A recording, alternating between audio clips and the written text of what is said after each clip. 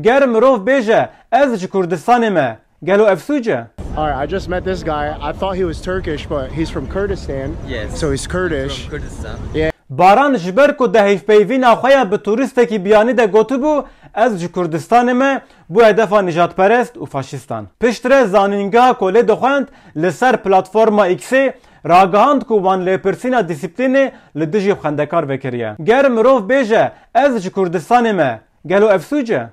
Evliya Çelebi di seyahatnameya xwe de gotiye Kurdistan welatekî mezin e ji Erzurum û Wanê heta kendeva Besrayê heftê qonaxe di nav de Hekarî, Cizîr, İmadiye, Musul, Şehrîzor, Herîr, Ardelan, Derne, Derteng heye. Di qeydên Osmaniyan de jî erdnîgarî û coğrafya Kurdistanê hatibû qebûlkirin. Di qeydên parlamentoya Tirkiyeyê de jî behsa mebûsên Kurdistanê dadkirin. Mebûsên Siwerek, Betlis û Mûşê di axaftinên xwe yên li parlamentoyê de xwekî parlamenterên Kurdistanê dan nasîn û ev hatin qeyd û tomarkirin. Kurdistan erdnîgariyeke mezin e û li Kurdistanê bi milyonan mirov dijîn. Di biryarên dadgehên Tirkiyeyê de ala Kurdistanê nesûce. Wek erdnîgarî û coğrafyayekî ku mirov bêje ez ji Kurdistanê me jî nesûce.